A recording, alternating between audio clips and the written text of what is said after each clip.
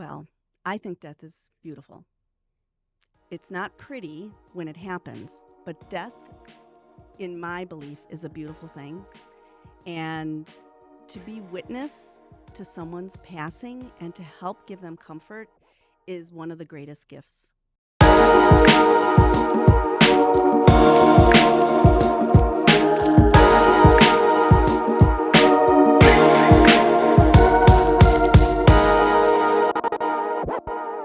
What's up? What's going on? It's your boy, it's your host, Jamar Jones, and welcome to another episode of the Foureva Podcast, where we talk about things that are personal and things that are business, because business is personal. I am the founder of Foureva Media. I'm also a national speaker and the author of the book, Change Your Circle, Change Your Life. And we're going to be doing that today as we have an amazing guest here with me that you probably can see that I'm not looking until I introduce her on purpose. So I always love to tell a story, about kind of our relationship or how we met. And I would say that you are one of the most kindest individuals I think that I've met. Very kind, very thoughtful about everything that you do. And I do admire that about you, that you just have a kind of a softness, but also fierce at the same time. All right. I love it. Very softness, but fierce. And just your approach and how you build relationships, how you connect with other people. And every time it's a joy. You always have a smile on your face. And I'm talking about Ruth from SYNERGY HomeCare, entrepreneur. She does a lot of things. A lot of things. We're going to dive right into it. But welcome to the show. Well, thank you so much for having me. That is amazing. You just made my day. I feel like you're also thanking my parents, right? Yeah. Because that's the way I was raised. Yeah. And those traits just go right back to mom and dad. So thank you so much. Yeah, that's awesome. So I'm just gonna dive right into it. First, tell everybody a little bit about who you are and what you got going on in your life. Sure, love to. So I am, a woman in my late 50s, and I like to think of myself as a late bloomer. Mm-hmm. I spent time first raising my family, did a little stint in college, but then focused on my family and went back. I always knew I wanted to go back to college. I knew that education was important to me. But in the meantime, I was a caregiver, and I worked in group homes. I worked with folks, seniors, folks with disabilities, every type of care need. And along the way, I was getting my own education. Mm-hmm. And so when my children were old enough, I knew I really wanted to step out. By then, I finished my degree. Mm-hmm. I have a degree in business and communication and human resources. And I worked for an organization. I helped people live in their own homes, wherever that may be, mm-hmm. who had disabilities. Along the way, like all of us, my parents started needing help. And I realized that my skill sets could help mom and dad. And dignity of choice is the hallmark that we all deserve. We all deserve dignity of choice. And so by seeing mom and dad's subtle changes, mom was a caregiver, dad was someone who had Parkinson's disease, I was able to help them make choices all along the way to the very end of life. Then I shifted and I thought, you know what I did for mom and dad, I could do that for others. So that's why I decided to open SYNERGY HomeCare. And that's what I've been doing the last 14 years. 14 years. 14 years. Wow, it came fast. Whew. And you know what? I'm so grateful because every day it fulfills my mission. You know, I wanted to give the caregivers the praise of knowing when their clients' needs are changing. And that's what we tell our caregivers. You call us, you're the expert. Mm-hmm. And by doing that, then we can come back to the family and say, here are all the resources. Mm-hmm. What is your path? What do you want to do? And help them on their journey, because every single one of us has our own journey. And that's why it's so rewarding to do what we do, because it not only gives our caregivers the respect that they deserve mm-hmm. in what they do, as a career, but it gives our families dignity of choice. And I know, because my parents had services, my parents needed help, I know that those families will never forget those caregivers. They're never going to forget them, those small acts of kindness. Mm. And, you know, to have a successful business doing that, Yeah. that's a Yeah. bonus, Yeah. you know, to Yeah. have such great work. Yeah, that's amazing. I want to take it back just a little bit because so when you notice that there's a moment that you could help your parents, but also you could turn that into a business. Talk a little bit about that because just because you can help somebody doesn't mean that you're immediately thinking, "Oh, I could do that. Yeah, I could do this as a career." Right. You know, honestly, it came at a time, my father's end of life came at a time when I was working for a social service organization and I was not supported. Okay. Oddly enough, I wasn't getting the support that I needed from my colleagues and definitely from the leadership. And I was struggling emotionally with my job. So it was actually at a really dark time where I needed them to be supportive of me. It was quite the opposite. And I had my family around me saying, that's not right. Yeah. Something's wrong here. They had to really put it in front of me and say, you need to do something else. So I was really forced to look at, what do I want to do next? You know, I got to get out. Yeah. I'm not surrounded by the right circle of people. You know, I resonate with you and your philosophy. And I realized that there was more. And so it forced me to do something a little scary, you know, to step outside my comfort zone. I could have retired with that organization. You know, I was committed to them, but they weren't necessarily committed to me and my beliefs. Wow. So, I mean, I know we have a lot of leaders of people that also listen to this podcast. So if you're listening right now, make sure you are there and you're attentive for your people, you know, that are there and listen to what they have to say. And just be there to support, you know. It sounds like a couple of quick turns could have actually kept you at that organization, but it kind of just further pushed you away. Ultimately to what you're, you know, meant to be on this earth for as an entrepreneur. But so, you know, the universe always has a funny way of guiding us, you know, to where we want to go. But yeah, just keep that in mind. Keep that in mind as you listen to this. So as you were going through kind of that dark place, and then how did you then, you know, launch your business? I mean, to go from working and then to an entrepreneur is very, you know, it's very different. Different mindset you have to have. So how did you then say, okay, I'm going to take the leap and do this for myself?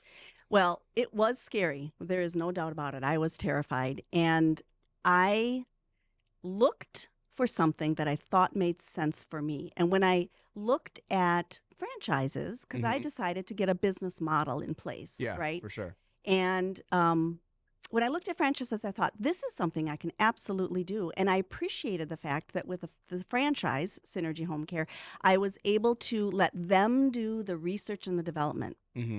That's what I continue to pay them to do, is research and development. I do what makes sense in my community, but they send out what the trend is. Does this make sense for your community?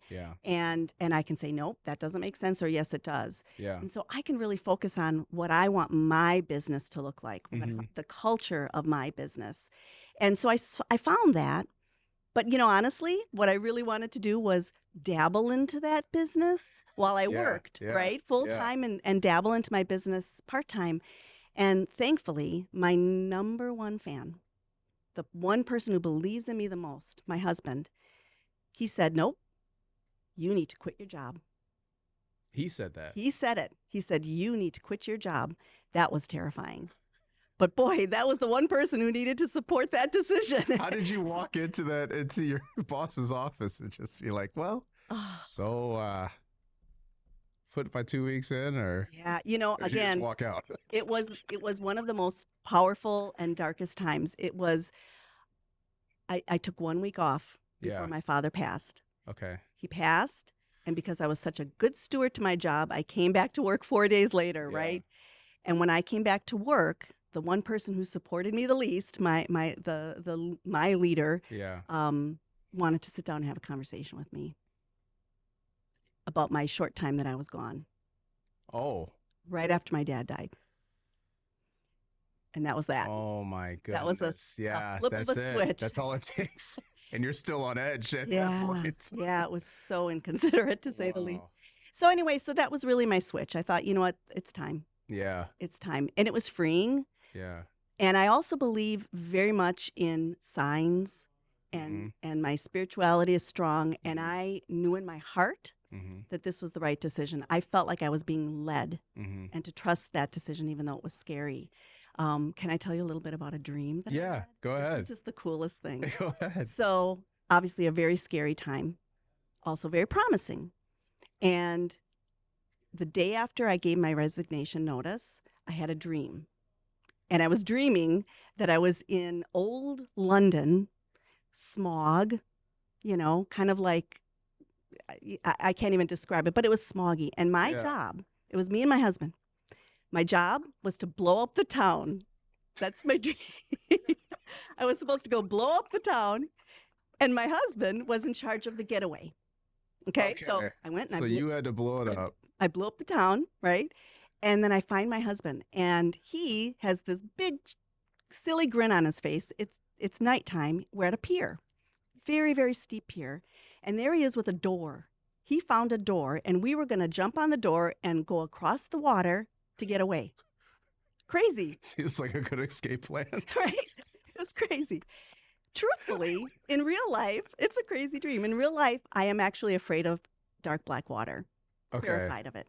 So that's very symbolic, right? Okay. See. Okay. I'm nervous and scared of this deep black water. My husband's got a big smile on his face. I jumped in the water anyway, and we started paddling, and I started laughing. And truthfully, I was laughing so hard that I woke myself up, and I was laughing in real life. I was laughing, and I thought, all right, that dream told me it's going to be scary, but you're going to be okay. And I felt at such peace with that dream. That dream gave me promise. So then, 3 months later, I decided to choose Synergy HomeCare. I go to Arizona to sign Yeah. papers with Synergy HomeCare. My husband, meanwhile, was at work in LA. Mm-hmm. And so he couldn't come with me, and I was so excited. I signed the papers. I pulled over in a parking lot, and I said, hey, this was so cool. I wish you could have been here. So he said, why don't you cancel and come to LA, and we'll have dinner, and we'll celebrate. Mm-hmm. So I'm on this plane, and I had 8 hours in LA, and I'm talking to this woman next to me, and I said, where could we go for, I'm only here for the night. And she said, well, close to the airport, there's a beach called Manhattan Beach, Mhm. and they have lots of restaurants. So he picked me up. We went to dinner. It was wonderful. By then, it became night. We're walking back to the rental car, and I glanced to the left of me, and there was that pier. No in my way. dream. I'm getting chills just telling you that the No way. exact pier, the exact perspective, everything, the steepness, black What? water. I had a premonition. Isn't that crazy? Holy crap. So you actually saw it before you saw it. I'd never seen that. I've never heard of it, seen it, nothing. Does that happen often to you? It has, yes. Yes, that's why I follow my signs. I follow my Yeah. premonitions. I've dreams especially. Wow. Isn't that great? You know, my mom always talks about where she has this like feeling where, these weird things happen and she can kind of see things before they happen. But she's like, if I could just hone it in and Yes. and use it, she's like, I could be rich. My husband's such a practical guy too. Like this is not his wheelhouse, But we've been married for 37 years. By now, he's like, whatever. She's right. Yeah. I'll just go with it, Yeah. Because I've proven it so many times. Wow. I wish everybody a dream like that, who's That going is out to do something Crazy. amazing for themselves. Yeah. So it gave you a little bit of comfort of where you were going, and knew that you had made the right decision, even if you hadn't figured out everything Absolutely. up to that point. Yep. Wow. Wow. What an incredible story. So talk to me a little bit about how do you so you start your company, and how do you start? I mean, Right. as an entrepreneur, you kind of have to figure out everything as you're going. You're learning a lot, adjusting, figuring out, but you have to hire people, you have to get systems in place, you have to, just because you have somewhat of a model doesn't mean that you still have to apply the model. Right. So how did you start and get into that field leaving your job, having a crazy dream, having your husband push you off the ledge and say, "Hey, you got to do this," and then start that business? How was that transition, and what were your first steps? Well, for me, I had a basic model and I knew that I understood supportive care. I knew that I understood that piece. I knew how to hire because I had done that in my prior Okay. job. Okay. So the hiring of the caregivers, hiring of a team of staff, I was really good at that. Promoting the business and sales and marketing, I didn't have any experience in. Okay. And so when I met with the Synergy Home Care support team, they helped me Yeah. understand sales and marketing. Yeah. But nobody can sell better than the owner. Yeah.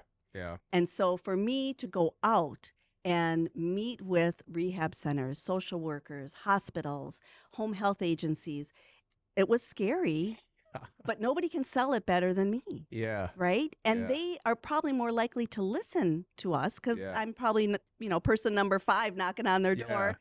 Right. But I'm the owner. And so they want to hear from me. And so I just really, again, used the education of others and I listened carefully and I took their advice and then I just dove in. And it was those conversations. When you create relationships, that's what sales and marketing is, right? Yeah. Is creating relationships. People want to give you a chance. Yeah. They want to see you succeed. Yeah. And again, surrounding yourself with the right circle, they're like, yeah, I'll give you a try. Yeah. Right? Yeah. That's incredible. So what was it, a necessity that pushed you to, when you say I just dove right in, for you not to be natural to that, was it necessity? Like, I just have to do this. That's what built that confidence over time to do. I mean, because now you're on TV, you're Right. doing interviews, like, you do it all the time. You get a marketer of the year. I mean, you've now pushed, surpassed it. So where somebody could look at that and be like, oh, she just knows that stuff. She just got into it. But you're saying that you actually had to like learn and educate yourself and kind of Right. push yourself into it. But what was that turning point? Was it necessity? Like, what was the driving factor? Honestly, I would say, kids, take that public speaking class. You know what I mean? So many people are afraid to speak in public. Yeah. And I took public speaking in college. Yeah. I pull back from that experience all the time because that's really what propels you to present what you want to present, Yeah. to not say the ums and ahs and not, minimize your presence. Mm-hmm. A lot of people will apologize in advance. Yeah. Hey, I'm really sorry. I'm probably the 5th person that you've met, but can you give me a try? That's not going to work. You Yeah. have to present yourself in a way that's engaging. And I really leaned back on that. And like you said, over the years, I found that I actually kind of really like it. Yeah, you like doing it now. At first you were terrified, you learned and then grew into it. Yeah. That's incredible. That's incredible. So, and as you were building your business, what was one of the most, doing 14 years. So what's as far as like the toughest challenge you've had to overcome? Caring for people who know you, right? Someone who is your neighbor and their parents need help. That responsibility of providing caregivers and delivering service that's going to meet the needs of somebody that you know personally is very, Oh very my difficult. God. It's That difficult. weighs so heavy. It does. Because you life want to is do not every perfect. single step right. And then also you're putting in the trust of your staff as well. So it's not like you personally doing every little thing. You have to also, just your staff has to have that same level of care that you would have for your friend or, yeah. You hit the nail on the head. It would almost be easier just to do it yourself, Yeah. right? It's like, oh, I could sleep at night. But you have to trust. You have to Yeah. you have to hire the right people who believe in your mission Yeah. so that they can make sure that the caregivers are also believing in your mission. It's that trickle down effect, right? Yeah. It Yeah. has to trickle down. And what I learned is as soon as I got enough people in the office to be managers, I have a practice of when it's somebody that I know personally, I will let them know I'm gonna have my manager handle your care and sort of case manage because you are my friend, Mm, and I want to yeah. make sure that that doesn't get in the way. In the way of Of doing it. course, I'm going Yeah. to stay alert and aware of Yeah. everything that's going on in your care, and I will always be here, but I'm going Right. to let them manage it. Yeah. And so that being the toughest, was there a time when it didn't work out? Is that kind of where that's coming from? Yeah, Okay. there have been failures. Humans are not perfect, and caring for someone, especially when their care is when they are declining, Mm-hmm. oftentimes families in their mourning and grieving will be frustrated with the situation, and they sometimes sort of blame it on the Of circumstances. So course. they'll Yeah. then look to the caregiver. The caregiver is failing, or Yeah. synergy is failing, Yeah. and it's not. It's their frustration with the situation. Mom is failing. Mm. Dad is dying, and so we do tend to kind of take the brunt of that, and that's hard. It's hard. You Oh want my to please goodness. people and you want to deliver good service, and sometimes you don't. Yeah. We've had situations, of course, like any business, where caregivers, our employees, did not do a good job. Yeah. We've Yeah. had situations where families thought something was missing, Yeah. and I just say to the families, Wow. if we need to call the police, we need to call the Yeah. police. If you think a criminal act happened, Yeah. I want to get to the bottom of it Yeah. too. You just So, looked at under a microscope yes, the entire time. yes. You know, you probably have your best case scenarios, but oftentimes, like through the whole process, you're just looked at through where people are like analyzing every single step you take because it's their loved one, so they're so invested into what's happening. And more often than not, most people are paying out of pocket. Mm, So absolutely, they're counting every minute, and rightly so. We remind our caregivers of that. Do you realize that families are paying for your services? yeah, And if that was your grandma, yeah, you know, yeah, and your grandma's hard-earned money, what yeah. kind of care do you want for her? That's what you need to Oh deliver. my goodness. Yeah. So I got a question. So as you know, you doing this 14 years, you've seen a lot of people just come and go in this business.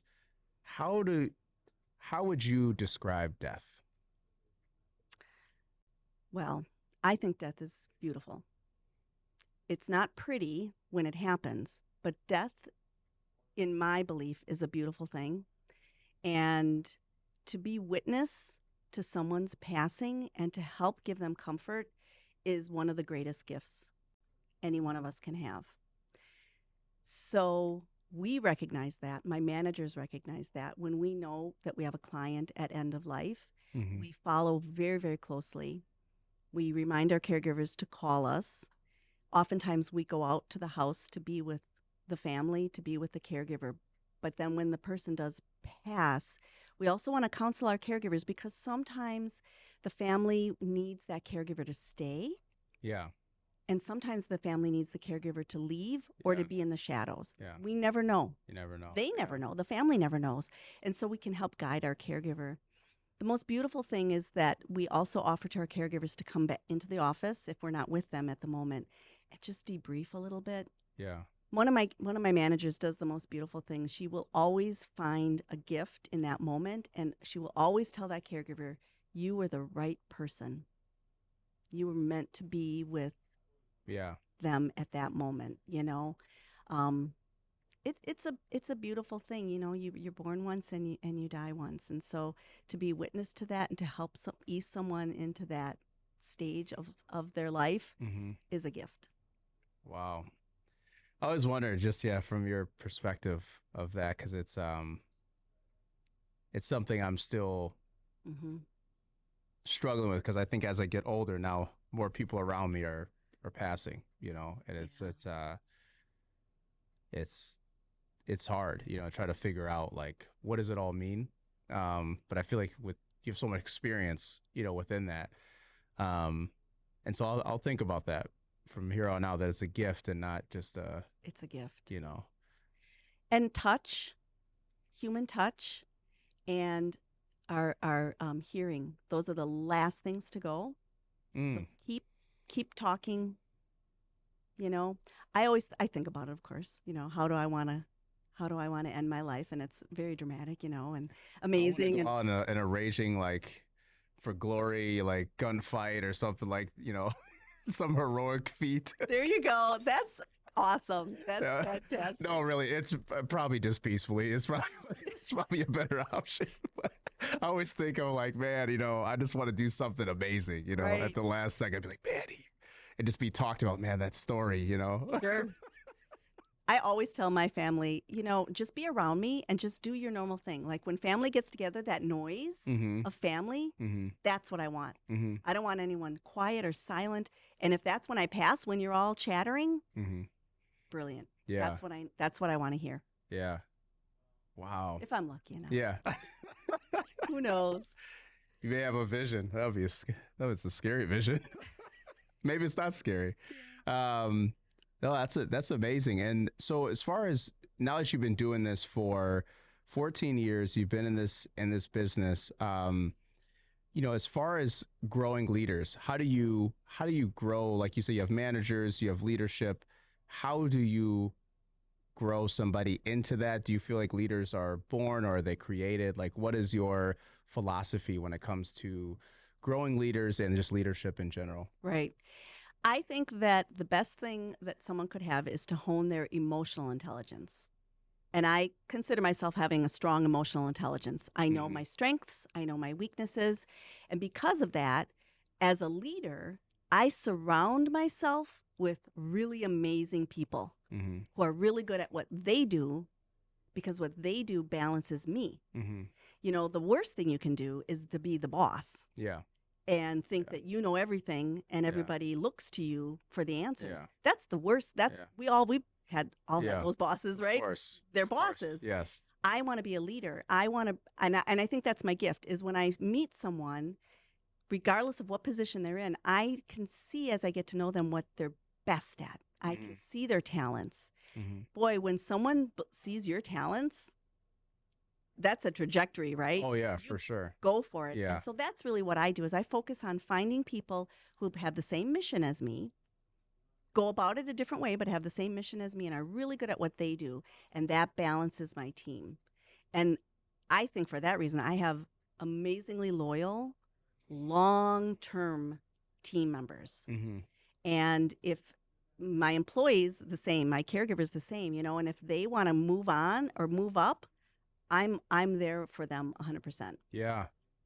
Wow. And it probably came from that learning lesson, way back when before you started your business of just like, you now know what not to do. Yes. Thank you very much. Right. I'm now pouring that into every single person that, know exactly what to do. So describe a situation that, that you had to kind of overcome when you're kind of putting these people in a position to win and it still doesn't work out. How does that, Sure.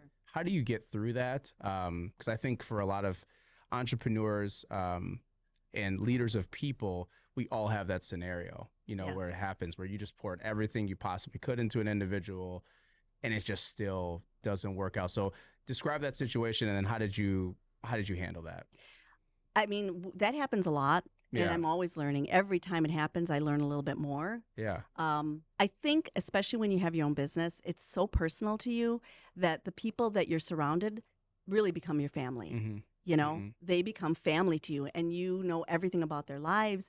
And so you start, like our family, Mm-hmm. you start adapting so that they can continue to be successful, even though you start realizing maybe they're no longer the right fit. Okay. And you start adapting, and I have done that, and I've learned from it, and I try to get there sooner. Mm-hmm. The other thing that I'm still learning is to make my concerns known sooner as well. Mm-hmm. Because I want them to have the opportunity to identify what that is and potentially improve on it if that's their goal, right? Mm-hmm. So seeing where there's a concern, I'm not sure this is the right fit, and here's what I'm seeing, and giving them the opportunity so they know what you're looking so for. That feedback, yep. But then not waiting too long. Yeah. I can't tell you how many leaders I've talked to who've said, yeah, I've had a situation like that. I waited too long. Too long. And it really doesn't serve anybody. Yeah. I've heard the saying recently where they say hire fast, fire faster and then promote fastest. I love it. So That's if you great. have a rock star, if you have a person that's, doing absolutely amazing, like don't be afraid to invest more, Mhm. in that individual, because because you can't afford to lose, somebody like that, you know, high or fire faster, that's because like you said, because as a leader, especially somebody that cares a lot, you drag it out because Yep. you're like, I'm waiting for that change. I'm waiting. I know you can do it. I know you can do it. Like you see little glimpses, but it's still, 6 months go by and you're like, oh, I should have. Yeah. I've now burnt out 6 minutes or 6 minutes. I've 6 months of this, and because you just tried, and then the higher fast is like don't have 15 interviews. You're not going to know exactly what the person is capable of until they start. Unfortunately, Absolutely. Isn't I that mean, true? you try to learn as much as you can in the interview, but some of those processes where you have so many interviews, and by the time you get there, you're like, you don't even know how to use an Excel sheet. It's like, oh man, how did I miss that? But it's just that philosophy within leadership of having the right speed when it comes to that stuff. And you know what? Not beating yourself up. Yeah, If it didn't work out, yeah, as owners, we beat ourselves up. Why did yeah. why did I go in that direction? And I Oh, I think remind, about that all the right? time, all the time. And I remind my managers of that. If we have a caregiver that didn't work out, I do not, and we have a policy, you do not penalize the person who hired Yeah, them. yeah, It's not their fault. We don't know yeah, until the person starts working yeah, if it's the right fit. yeah. You have no clue. Mm-hmm. It's easy to point out too from the outside looking in. Right. Be like, Absolutely. how in the world did they get through the door? No, that's amazing. So let's real quick talk about your So who's in Ruth's circle, and how and where do you see yourself going? Yeah. Again, I was thinking a lot about the circle, and I I think back to my earlier days. Honestly, I was a young woman at 16 Mm-hmm. who got pregnant. And I think a lot of people created an idea of what my life was going to look like, Mm. right? Because I was Talk about that. 16. Yeah. There were people in my family and certainly people around me that had an idea of what my life was going to be, right? I was probably always going to be dependent on others Mm-hmm. and I probably wasn't going to have success. Fortunately, my parents didn't think that of me. My parents gratefully understood Ruth and Mm-hmm. they knew Ruth's going to figure this out. This isn't Yeah. an obstacle for Ruth. And it wasn't. It wasn't an obstacle. It was me problem solving. Okay. Mm-hmm. So here's my life. I have no regrets. And and so, again, I kind of changed the people around me. And I sort of learned my life experiences until it was ready to kind of go forward, Mm-hmm. right?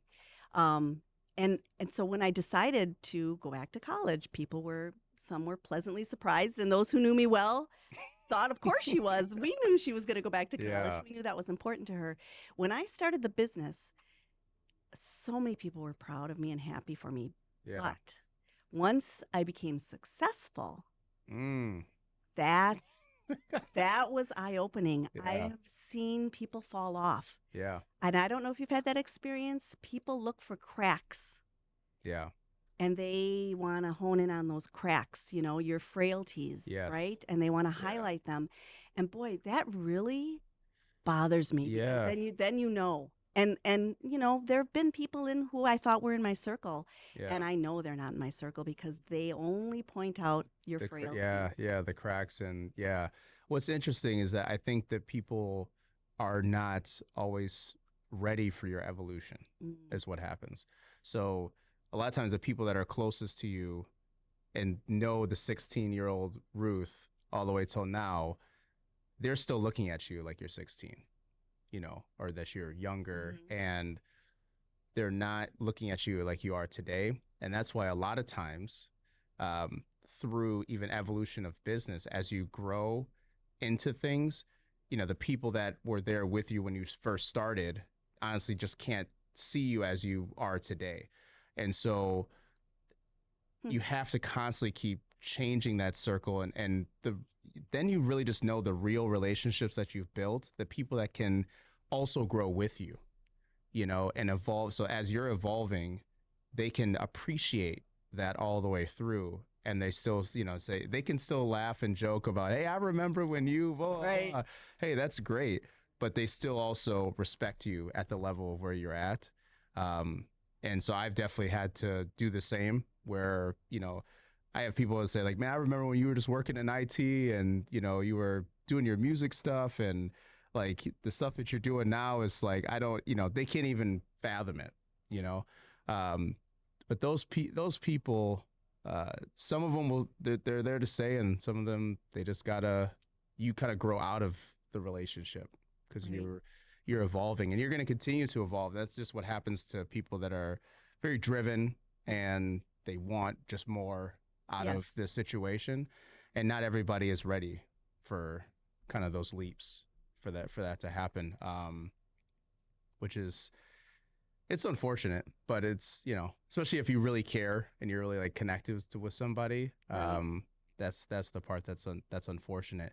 So what does the next step look like for you? Where are you going next? Like what's, Yeah. another 14 years? Is that Oh, is no that the way. plan? No way. No.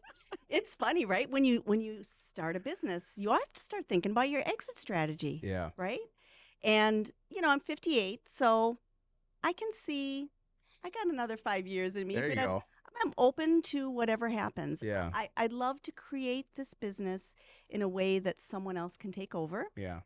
but I recognize that might not happen. Mm-hmm. So I'm open to either way. So Mm-hmm. really, it's expanding it as much as I can to make it something that someone else would want. Yeah. You know, I have some legacy ideas too. I recognized, because we are able to serve children as Mm-hmm. well as seniors, I recognize that there's a gap in training for children who have special needs. There's no training for this. I have just heard about this. Yes. Yes. And Yes. so I got a grant from the state of Wisconsin Okay. to develop a curriculum Ah. so that employees can get the training and feel more confident, but more importantly, to play with children. And so my employees are going to be piloting this. I'm creating it with an organization in Milwaukee called Mhm. 4C for Children. They Okay. create daycare and child care curriculum. We're going to create this curriculum. My employees are going to pilot it. We're going to tweak it. What makes it my legacy is that it's a virtual classroom. It's live, but virtual. So next year in 2024, anybody across the country could take it. Mm.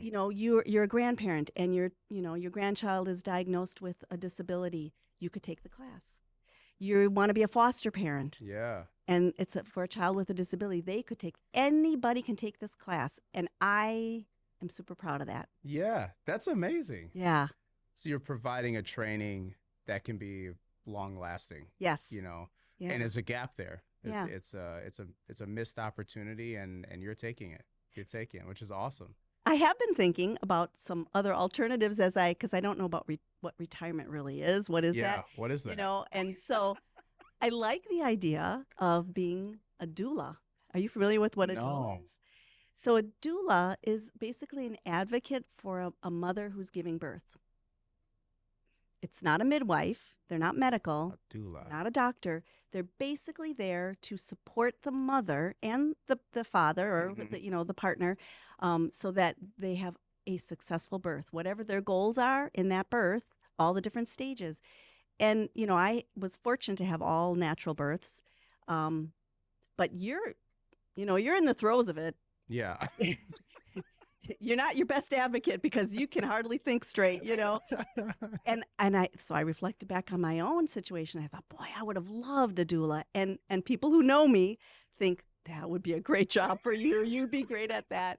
Like you said, that calming presence. I want to be Yeah. there to let that mother know that she's got this, and I'm going to support her, and I'm going to help her with her choices as as Yeah. the birth progresses. So Oh my God. that might be kind of fun. And it's So great, like you're trying to have impact within, life and in death. yes, Which is that's cool, right? amazing. Yeah.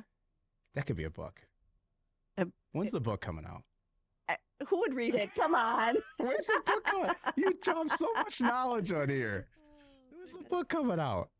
I like to support people. Like you said, I like to see what people have, what's best in them. And people have said that, you're a good advocate, Yeah. you're a good mentor. I appreciate that. Yeah. I have to just sort of accept it. Yeah. Thank you. Yeah. There's a lot, like you just have that wisdom of, and you've learned a lot just within business and then just these perspectives on both sides. It's fascinating because not everybody gets to have those kind of experiences. Right. Which is amazing. So a doula, I gotta look that up and see see a little bit more what that's about. But that's cool. Yeah. That's cool. Yeah, no, that's amazing. That's amazing. What in kind of in closing, what any advice you would give to aspiring entrepreneurs? What's maybe some top three things that look out for to do, I mean, Yep. 14 years is a long time. Right. And there's a lot of people that want to start and try some stuff. And I know I learned a lot, 8 years ago, or a lot now, but do this for 8 years. So I was like, man, I wish I would have known this stuff Yeah. at Yeah. the time. But yeah. Because I'm a problem solver, it's hard for me to think that anything that happened was a bad thing because I learned from everything. Everything that went sour, everything that went south, I learned from it, right? So just be open to that and don't be afraid of that. But I would say, again, it comes back to emotional intelligence. Really reflect on yourself. What am I really good at? And what do I need support? Don't be afraid to be frail in certain areas of your business or of the business that you want to join, and just find people who have those skills. It doesn't make you any less. It makes you smart. Yeah. To surround yourself with people who are really, really good at the things that you're not super strong at. And resilience. You have to be resilient, wouldn't you Yes. agree? It's the only thing that's going to keep you going. Absolutely. It really is. Because there's going to be a lot of times you're going to want to quit, because it's just an easy way out. Do you have those people who like pull you off the ledge? Oh yeah. Right? Oh, yeah. The thing is for me is like it's hard for me to get to the ledge. Because I'm just I think I probably get it from my grandpa. I'm stubborn in a lot of ways. I just think like, and I'm an optimist. I'm always thinking about, okay, this could work out. But once I get to the ledge, then it's scary because like for me to get to that point, it's hard enough. So if I'm already there, I've already made like a decision. So then people to pull me back and just to say, trying to recenter me. And it just happens, especially as you grow your business and you have different challenges that happen and they come and go. And you just, after a while, and you probably can attest to this, but 14 years or with me with 8 years, like it just weighs a lot on you as you're just growing, you're trying to build this thing. And then it's constantly just weighs on you every year. It's like that weight gets a little bit more because you're doing bigger and better stuff. Right. So you have different problems than when, I was just a kid running around with a camera. Right. It doesn't get easier. It gets harder. Yeah. The bigger you get, the Yeah. more successful you are. I agree. It Yeah. kind of compounds. My husband he's that guy. He pulls me off the ledges. Yeah. And I'm a very emotional person, and in the privacy of home, that's where it shows. And he has such a gift for that. I got really lucky that way. And he knows that's his job, Yeah. But just, he takes me out of the emotion and he helps me break it down logically.